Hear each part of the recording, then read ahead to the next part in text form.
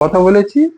ও বললো না, আমার কেউ টর্চারও করেনি, আর আমার সঙ্গে কেউ খারাপ ব্যবহার কিছু করে। আমার মেয়েকে ফিরে পেয়েছি, আমার মেয়ে নর্মাল। অভিযোগটা সেটা এখন বলছে না, আমার সবকিছু আমাকে যে লেখানো হয়েছে। হরিদেবপুর থানায় নিজেই ধর্ষণের অভিযোগ দায়ের করেছিলেন তরুণী। সেই অভিযোগের ভিত্তিতে ইতিমধ্যে একজনকে গ্রেফতারও করেছে পুলিশ। অথচ তার কয়েক ঘন্টা পর নির্যাতিতার বাবার বয়ান রীতিমতো অবাক করা। নির্যাতিতার বাবার দাবি ধর্ষণই নাকি হয়নি। তরুণীকে এমন বয়ান দিতে বলা হয়েছিল বলেই দাবি তার। হ্যাঁ, কথা বলেছি। ও বললো না, আমার কেউ টর্চারও করেনি, আর আমার সঙ্গে কেউ খারাপ ব্যবহার কিছু করে। আমার মেয়েকে ফিরে পেয়েছি, আমার মেয়ে নর্মাল। কেন এমন কথা বলছেন তরুণীর বাবা? স্বাভাবিকভাবেই সে প্রশ্ন উঠছে। নির্যাতিতার বাবা বলেন, রাত 9:34-এ মেয়ে ফোন করেছিল, গাড়ি থেকে পড়ে গিয়ে জ্ঞান হারিয়ে যায়। লোকেশনটাও বুঝতে পারিনি। তিনি খুঁজতে গিয়েছিলেন রেস্কিউ করতে, ওখানে ছিল না। খোঁজাখুঁজির পর জানতে পারেন পিজিতে আছে। লোকেশন দেখাচ্ছে শম্ভুনাথ পণ্ডিত স্ট্রিট, নিউরোলজি ডিপার্টমেন্ট ওখানে। খোঁজ খবর নিয়ে জানতে পারেন হরিদেবপুর থানার পুলিশ ওকে রেস্কিউ করে রেখে দিয়েছে। ওখানে যান, পুলিশকে বলেন ওরা একটা অভিযোগের কথা বলেছে। মেয়ের সঙ্গে কথা বলে জানতে পারেন এরকম কোনো ঘটনা বলছে ঘটেনি। রাত্রি 9:40-এ আমার মেয়ে ফোন করেছিল যে ও গাড়ি থেকে পড়ে গিয়ে মানে খুব জোরে গুরুতর অসুস্থ হয়ে গেছে। পরে ওর সেন্স চলে যায়। সেটা কোন জায়গায়, লোকেশনটা ঠিক ও বুঝতে পারিনি। তারপরে আমি ওকে খুঁজতে গিয়েছিলাম রেস্কিউ করতে, কিন্তু ওখানে ছিল না। হ্যাঁ, আমি তারপরে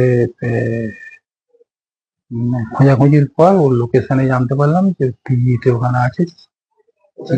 পিজিতে আছে, মানে লোকেশন দেখাচ্ছে সোমনাথ পণ্ডিত স্ট্রিট, নিউরোলজি ডিপার্টমেন্টে। ওখানে আমি যাই এবং গিয়ে ওখানে খোঁজ খবর নিয়ে তারপরে জানতে পারি যে ও হরিদেব থানা ওকে রেস্কিউ করে রেখে দিয়েছে।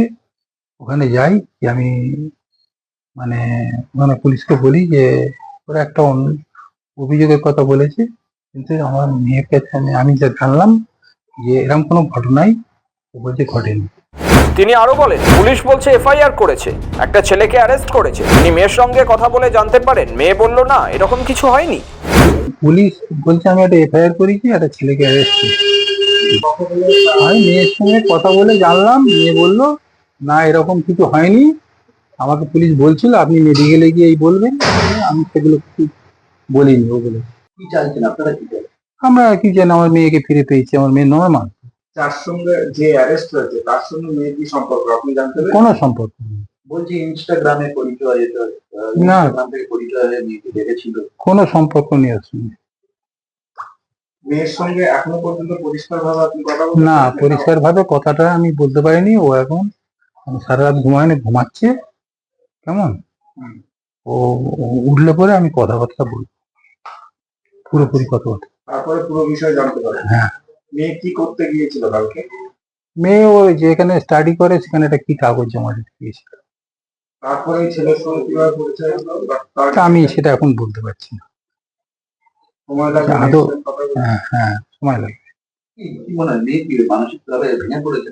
না না, সে স্ট্রং। এসে আপনার মেয়ে হরিদেবপুর থানায় কমপ্লেন দেখান। হরিদেবপুর থানা ওকে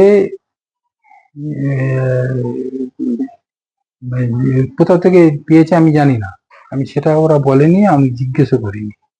কেমন ওরা বেশিক্ষণ কথাবার্তা আমার সঙ্গে বলে। কমপ্লেন ও বললো আমাকে বলেছে, আমাকে দিয়ে লিখিয়ে নিয়েছে যেগুলো আমার আমাকে অভিযোগটা, সেটা এখন বলছে না, আমার সবকিছু আমাকে দিয়ে লেখানো হয়েছে। দ্রুত ম্যানেজমেন্ট পড়ুয়ার সঙ্গে কি সম্পর্ক তরুণী? তার বাবা বলেন কোনো সম্পর্ক নেই, তবে মেয়ের সঙ্গে এখনো তার কথা হয়নি বলেই জানান।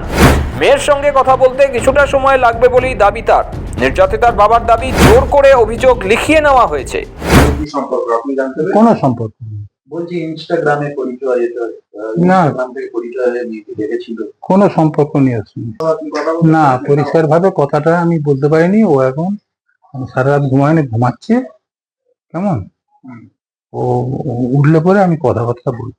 তবে কে জোর করে অভিযোগ লেখালো সে বিষয়ে স্পষ্টভাবে কিছু জানাননি। স্বাভাবিকভাবেই নির্যাতিতার বাবার দাবি ঘিরে তৈরি হয়েছে ধোঁয়াশা। তরুণীর অভিযোগের ভিত্তিতে ম্যানেজমেন্ট পড়ুয়াকে গ্রেফতার করা হয়। ধর্ষণ, অপরাধের উদ্দেশ্যে কিছু খাইয়ে অচেতন সহ আরও 3টি ধারায় ধৃতের বিরুদ্ধে মামলা রুজু হয়েছে।